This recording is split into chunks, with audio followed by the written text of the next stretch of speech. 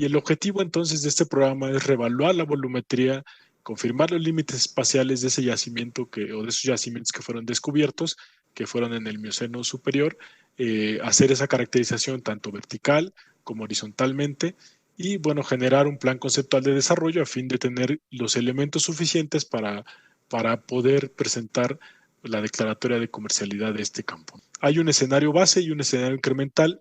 En el escenario base se llevará a cabo un pozo. En el escenario incremental se llevará a cabo la perforación de una trayectoria horizontal de ese mismo pozo y posiblemente un pozo adicional. Habrá 2 pruebas de alcance extendido en el escenario incremental para cada uno de los pozos y las pruebas convencionales de presión-producción también están en el escenario incremental para cada uno de los pozos. Los estudios son 8 estudios para el escenario base, 6 estudios para el escenario incremental adicionales, ¿no? Entonces, recordando solamente, el escenario base es el que queda firme, digamos, y el escenario incremental son algunas actividades adicionales que pueden realizarse algunas o la totalidad de estas, ¿no? Recomendarle al operador que ojalá se pueda, si no se define en la primera prueba de producción de alcance extendido que se tiene prevista en el primer delimitador, ojalá que puedan llegar al segundo delimitador, porque en esa zona sí existe una alta incertidumbre de la continuidad del yacimiento. Y sería muy recomendable llegar hasta ese segundo delimitador para ver el verdadero dimensionamiento del yacimiento. Simplemente es una recomendación que ya se hizo, pero yo lo quería dejar explícito en esta sesión. En el primer pozo hay una segunda fase después donde se va a perforar de manera, digamos, horizontal. Pero a mí no me queda claro qué activa la segunda parte o por qué no es un solo pozo incluyendo ya la segunda parte. ¿Cuál es la lógica de hacerlo en 2 partes? La lógica de hacerlo en 2 partes es justamente las actividades que le dan pie a lo que podría quedar al amparo de la producción con un posible programa de transición, ¿no? Con la perforación de la primera parte del pozo piloto no se podría tener ningún tipo de producción, dado que ese pozo no está orientado ahí. No obstante, en la segunda parte, en la sección horizontal, sí podría haber producción posterior, ¿no? Entonces, al haber producción o una posible producción posterior, estamos dejando en el dictamen que esa posible producción debería quedar al amparo de un programa de transición. Entonces, para poder delimitar, digamos, bien cuáles serían las tareas que sí se pueden y no se pueden llevar a un programa de transición, se optó por hacer este escenario incremental, donde estas actividades del pozo horizontal sí vayan enfocadas a tener al programa de transición. Porque hay 2 pruebas convencionales de presión-producción y 2 pruebas de alcance extendido. Las pruebas de presión-producción es una en el agujero horizontal del Xolotl 1 del y otra en el Xolotl 2 del. ¿Qué estrategia manejó el operador respecto al aprovechamiento de gas? Hay un programa de aprovechamiento de gas justamente que está aprobado por la comisión para el campo Xanab. Entonces, todo el gas se va a recircular una parte y otra parte se va a aprovechar, ¿no? Pero todo el gas, digamos, se está aprovechando. Este es de los casos pues que tienen esa fortuna de tener infraestructura cercana, entonces hay posibilidades de aprovechar el gas, ¿no? Entonces se queda al amparo. Exacto, se queda al amparo de lo que está aprobado en el campo Xanab, en ese programa de aprovechamiento de gas. Se registra la votación y el acuerdo se adopta por unanimidad.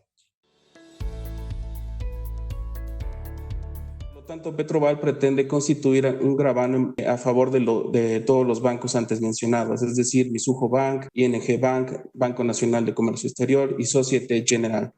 Tomo un par de minutos simplemente para hacer un recuento de los gravámenes que hemos autorizado en este sentido, por tratarse de un tema relevante, novedoso y que ha sido de un impacto positivo en la industria.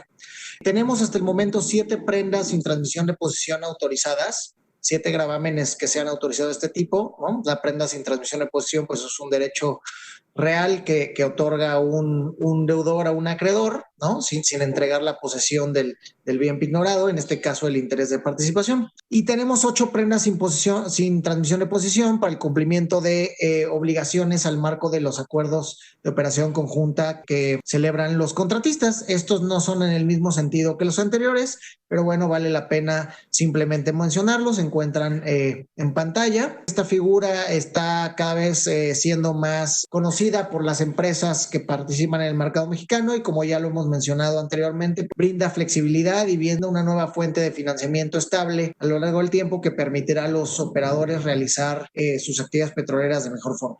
Creo que estas figuras jurídicas constituyen un soporte muy importante, ¿no? Al ser el contrato, el título jurídico que permite a los operadores, y en el caso de empresas que se asocian, en el caso de que haya más de una empresa involucrada en el contrato, pues les permite a todas ellas poder, digamos, apalancar los derechos que les confiere el contrato con algunos acreedores, típicamente en el caso que ahora nos presentan, pues bancos tanto mexicanos como del exterior, o bien garantizar que entre las partes van a darle cumplimiento a lo que se establece en el contrato. Entonces yo creo que es una figura, como bien decía Ramón, muy importante que vale la pena, yo creo que destacar, y que bueno, que ha tenido cada vez mayor, digamos, actividades, ¿no? Se han constituido cada vez mayores prendas, y yo creo que es un tema simplemente importante y que yo celebro, ¿no? Se registra la votación y el acuerdo se adopta por unanimidad. Se autorizaron 19 pozos, donde poco más de la mitad corresponden a Pemex. 12 de estos pozos fueron terrestres, el 60%, y al cierre del trimestre habían comenzado ya su perforación 9 de estos 19. Del lado derecho podemos ver el mapa, la ubicación de cada uno de estos 19 pozos. Tienen un triangulito en azul y otro en rojo, donde nos indica cuáles pozos iniciaron la perforación durante el trimestre y cuáles quedaron por iniciar. Ahora vemos los resultados de los pozos que concluyeron su perforación y terminación durante el trimestre. Fueron 11 pozos, 5 de los cuales resultaron comerciales, productores comerciales, representan el 46%. Fueron 3 de aceite y 2 de gas seco, mientras los otros 6 pues no corrieron con tanta suerte. El Rabasa iba a ser 146 días y el otro al doble de tiempo, pero el Rabasa sí está muy desfasado. Digo, nada más para saber qué fue lo que pasó. Yo quisiera comentar al respecto que el pozo Rabasa fue un pozo que tuvo muchos problemas de tipo operativo y de tipo mecánico. Tuvo por ahí un desprendimiento de la zapata en una de las tuberías de revestimiento. Tuvo que hacer movimientos operativos que llevaron demasiado tiempo, como fue la realización de un sidetrack y algunas otras condiciones durante la perforación que tuvieron que emplear el tiempo que usted menciona. Es en respecto a la parte de el indicador que la verdad suena muy interesante, de la página 6. Ese indicador no debería de ser, una vez de que tenemos el resultado, si fue exitoso el pozo o no. La intención de este indicador es más como un valor esperado. Ajá. Y mostrarlo atractivo antes de perforar. Si no lo pudiéramos comparar contra los costos del descubrimiento. Sí. Sí, es un indicador adicional que nos permite ver cuál de estos pozos se ve más atractivo en el momento. Antes. Y a lo mejor valdría la pena entonces después también, ¿no? O sea, una vez de que salió exitoso o no, porque muchos de esos pues había una esperanza con toda su incertidumbre, y posterior a que fue exitoso o no, pues valdría la pena ya ver el costo de descubrimiento. Correcto. Que sería interesante tenerlo también, ¿no? De cuál era lo esperado y cuál fue lo real. Oye, creo que lo que señala la doctora América es muy padre, porque estamos autorizando en función a los datos que están presentados aquí. O sea, en función al plan cuando se aprueba. Pero es muy interesante ver qué pasó después y ver qué tan bien está sucediendo lo que estaba programado. O sea, nunca va a ser perfecto, va a haber desviaciones, pero tiene que haber una tendencia de qué tan bien se están cumpliendo esas expectativas. Nosotros tenemos ahí que del 100%, solamente el 46% fueron exitosos, fueron descubridores comerciales. Obviamente, aquí estamos hablando otra vez de enormes riesgos y de enormes incertidumbres, pero en términos generales, en términos de, ¿qué te diré yo?, probabilísticos, como de qué tamaño es esto. O sea, si nosotros, así como tenemos este trimestre, tuviéramos los trimestres anteriores, podemos seguirle la pista al porcentaje de éxito. Entonces, para ver más o menos de qué valor son los valores esperados promedio. O sea, obviamente el promedio no mide ningún evento especial, pero sí mide tendencias. Entonces, valdría la pena, aquí tenemos 46% de éxito, ir poniendo cada trimestre qué porcentaje de éxito estamos logrando. De los pozos es multifactorial el asunto del costeo.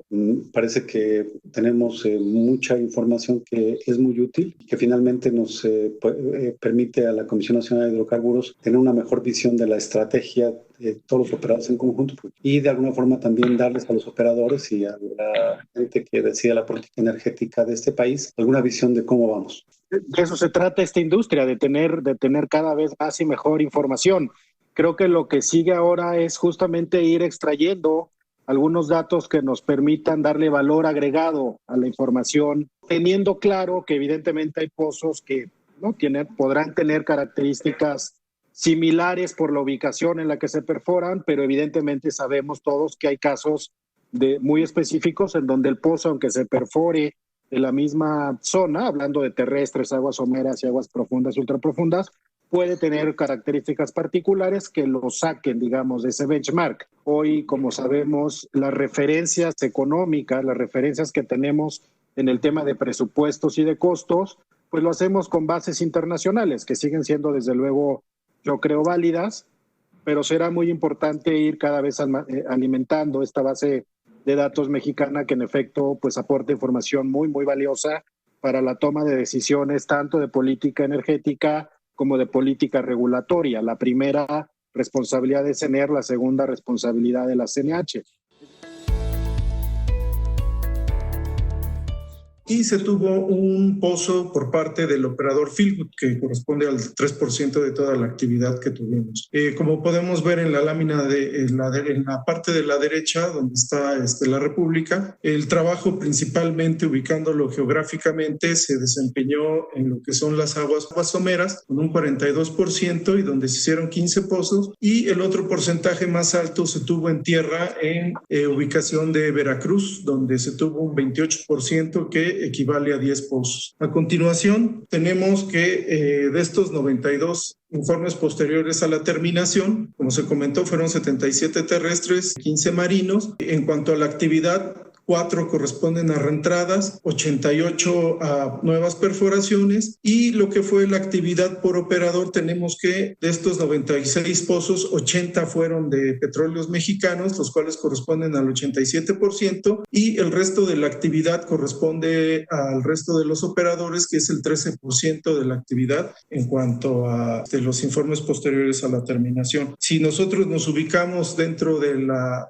República Mexicana para ver dónde tuvimos la mayor actividad, vemos que fue en los campos terrestres que están ubicados en la zona de Veracruz, donde tuvimos 28 pozos que corresponden al 31%, y el segundo fue Tabasco, donde estuvo el 27%, donde se llegaron los informes de 25 pozos. Los lineamientos de pozos, que lo que buscan es la integridad de los mismos, plantea que para los pozos probatorios tiene que haber permisos, y para los pozos de desarrollo de aguas someras y terrestres solamente son avisos. Entonces, la parte de la normatividad en esta parte, la parte de la normatividad permite agilizar de alguna forma a los operadores todo este tipo de desarrollos de perforación, y todo eso tiene una lógica. La lógica es de que si ya perforan los pozos probatorios, conocen bastante el subsuelo, tienen la experiencia de haber perforado los primeros pozos, y en lo siguiente la CNH lo único que pide es un aviso.